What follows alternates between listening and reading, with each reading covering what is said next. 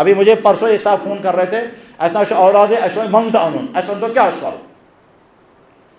ہمارے اولاد نہیں، ہم کو منگتا لانا ہے.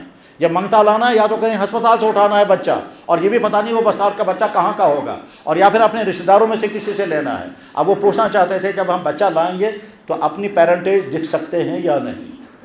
تو میں نے کہا تو بالکل حرام ہے، اپنی پیرنٹیج آپ لکھ ہی نہیں سکتے. ان کو دیکھو جن کو اولادیں نہیں ہیں، وہ کیسے بلکتے ہیں.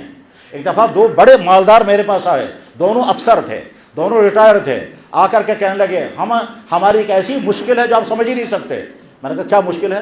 چلے خدا سو رکھے اس کی پینشن کئی 1 لاکھ، میری پینشن کو 1.25 لاکھ، پیسہ خوب ہے، بینک میں بھی ہے، مکان بھی ہے، گاڑی بھی، اس کی اپنی گاڑی ہے. میں نے کہا جب اللہ نے سب کچھ دیا ہے، میں نے کہا اولاد، کہنے لگا اولاد نہیں ہے. میں نے کہا ٹھیک ہے اولاد نہیں ہے مگر باقی تو سب کچھ ہے. کہنے لگا نہیں، ہم ایک ایسے عذاب میں مبتلا ہیں آپ سمجھ نہیں سکتے. میں نے کہا فرمائیے. تو وہ کہتا ہے میں سوچتا ہوں اگر میں مر گیا تو بیوی کا کیا بنے گا، اور یہ سوچتی ہے اگر میں مر گئی تو اس کا کیا بنے گا. میں نے کہا یار یہ تو ہم نے بھی نہیں سوچا تھا کبھی کہ جو بے اولاد ہیں وہ ہر وقت اس غم میں رہتا ہے کہ اگر یہ بیوی مر گئی تو میں کچھ نہیں بات پاؤ رہے. اور بیوی سوچے اگر یہ مر گیا تو بگڑ گا سر. ہاں تو ڈیوٹی، بلڈنگ بھی ہے، گاڑیاں بھی ہیں، پیسہ بھی ہے، مگر ساتھی چاہیے نا، وہ تو ہے ہی نہیں. اولاد نہ ہونا بہت بڑا عذاب ہے، بہت بڑا عذاب ہے. اس لیے نبی بھی کہا کرتے تھے یا اللہ اولاد عطا کر دے.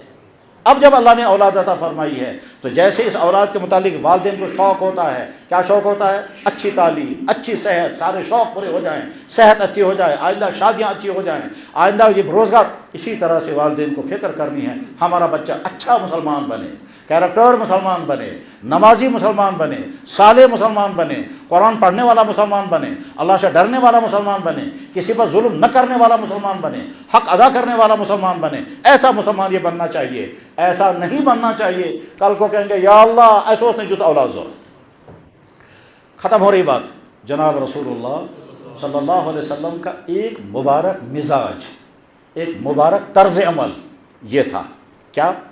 آپ کوئی بات کہنا چاہتے تھے مگر کہتے نہیں تھے، بس دعا کرتے تھے یا اللہ یگس نگس، یا اللہ میرے ساتھ ایسا نہیں کرنا، یا اللہ میرے ساتھ ایسا نہیں کرنا.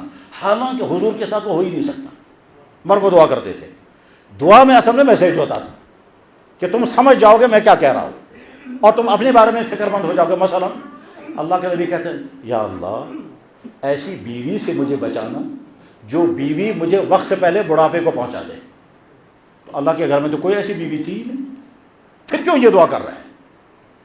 جب حضور کے گھر میں ایسی کوئی ازواج مطہرات میں سے کون ہو سکتی ایسی کہ حضور کے لیے اتنا ٹینشن، اتنی پریشانی کھڑی کر دی کہ اللہ کے نبی کو فکر پڑ گئی بات میں بجرس انہوں نے مجھے اتنا پریشان کر دیا میں بڑھاپے میں پہنچ گیا. وہاں تو کوئی نہیں تھی ایسی. پھر اللہ کے نبی نے یہ دعا کیوں کی؟ جواب اللہ کے نبی نے میسیج دیا مردوں کو اور عورتوں کو میسیج دیا کہ تم اپنے شوہروں کے لیے ایسے ٹینشن کھڑے مت کر دینا کہ شوہر کہے گا وقت بونٹی آؤ میں بجائے یہ کو کر دو.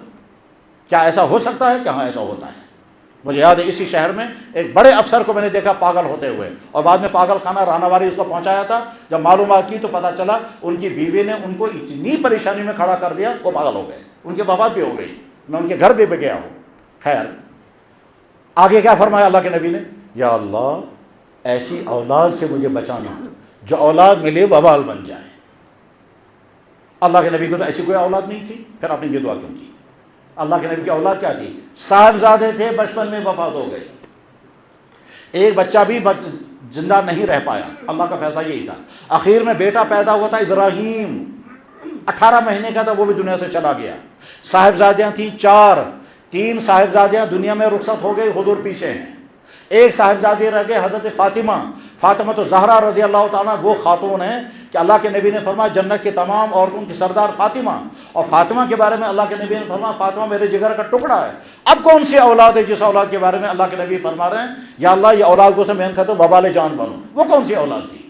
جواب کوئی نہیں. پھر یہ دعا کیوں کی؟ یا اصل میں میسیج دیا اپنی اولادوں کے بارے میں چوکنا رہنا، اور اولادوں کو میسیج دیا کہ تم صحیح رہنا، ورنہ آگے چل کر مرحلہ آ سکتا ہے کہ ماں باپ کہیں گے خدا ایسو نہ اولاد ضرورت ہمیں اولاد، یہ تو عذاب بن گیا میرے لیے. اولادیں عذاب بن جائیں گی اگر تم نے تربیت کی فکر نہیں کی. تو میرے بھائیوں اپنی اولادوں کی تربیت کی فکر کریں. اسلامی تعلیم کی فکر کریں، اسلامی مزاج بنانے کی فکر کریں، ان کو اخلاق سکھائیں. اور یہ اخلاق سکھانا بہت نازک کام ہے، بہت مشکل کام ہے. ڈانٹ ڈپٹ کریں گے تو الٹا نتیجہ نکلے گا، چھوڑ دیں گے تو الٹا نتیجہ نکل آئے گا. آج کا بچہ اور زیادہ مزید مصیبت پیدا ہو گئی ہے. بچہ ماں باپ سے کٹ چکا ہے، وہ اب سوشل میڈیا کے ساتھ ہے. وہ تو سکول کے ٹائم میں گھر سے باہر، واپس جب آئے گا تو موبائل کے ساتھ ہے. وہ آپ کے کمرے میں بیٹھنے کو تیار نہیں. آپ کے پاس وہ زیادہ سے زیادہ کھانے میں آپ کے ساتھ بیٹھے گا، اس وقت وہ موبائل کے ساتھ اٹیچ ہے. تو گویا بچے جو ہیں وہ کسی اور دنیا کے ساتھ اٹیچ ہو گئے ہیں. اب ان کی تربیت کیسے ہوگی؟ تو بہت خطرناک صورتحال ہے. اگر ان بچوں کی فکر نہیں کریں گے تو آگے چل کر نہ جانے کیا ہوگا. یہ بچے جو ہیں نہ جانے کیا کیا بنیں گے. بس جو کچھ مجھے عرض کرنا تھا بات مکمل ہو گئی ہے. نمبر 1، اللہ نے ہم کو ایمان کی دولت عطا فرمائی، الحمدللہ. اللہ جل شانہ نے ہم کو مسلمان بنایا، الحمدللہ. ہمارا مائنڈ سیٹ اسلامی ہے، ثبوت اس کا مسجد میں ہے. وہاں اگر ہم مسجد میں نہ ہوتے، کہیں اور ہوتے، جمعے کے باوجود مسجد میں نہ آتے، تو خطرہ تھا کہ گویا ہم بہت نیچے جا چکے ہیں، بہت نیچے جا چکے ہیں. کیونکہ اللہ کے نبی نے فرمایا جس نے مسلسل 3 جمعہ چھوڑ دیے بغیر کسی عذر کے، اس کے دل پر اللہ مہر لگا دیتے ہیں. تو ہم اس میں سے نہیں، ہم تو اللہ کے گھر میں ہیں. تو ہمارا یہاں ہونا ہماری ایماندار ہونے، مومن ہونے کی علامت، ہمارا یہاں ہونا ہمارے مسلمان ہونے کی علامت، ہمارا یہاں ہونا علامت ہے کہ ہم پریکٹسنگ مسلم ہیں، عمل کرنے والے مسلمان ہیں. اب جو کوتاہیاں ہیں وہ کوتاہیاں دور کرنی ہیں اور اپنے بچوں کی فکر کریں. ایسا نہ ہو کہ ہمارے بچے پیرنٹیج کے اعتبار سے ہمارے ہوں، مائنڈ سیٹ کے اعتبار سے کچھ اور بن جائیں. اللہ بچائے، اللہ بچائے. ایسا نہ ہو کہ بیٹا باپ سے کہے عمر گئے نماز پڑھنا سفدا کچھ. جیسا کہ امام صاحب نے مجھے بتایا کہ میرا بیٹا آ کر مجھ سے کہتا ہے تو 30 سال سے مسجد میں نماز پڑھا تھا، خدا ہے کہاں، وہاں کہاں پہنچا ہے یہ بچہ. اللہ جل شانہ ان باتوں کو بولنے والے کے لیے بھی اور سننے والے بھائیوں کے لیے بھی ہدایت کا ذریعہ بنائے. وآخر دعوانا ان الحمدللہ رب العالمین برحمتک یا ارحم الراحمین.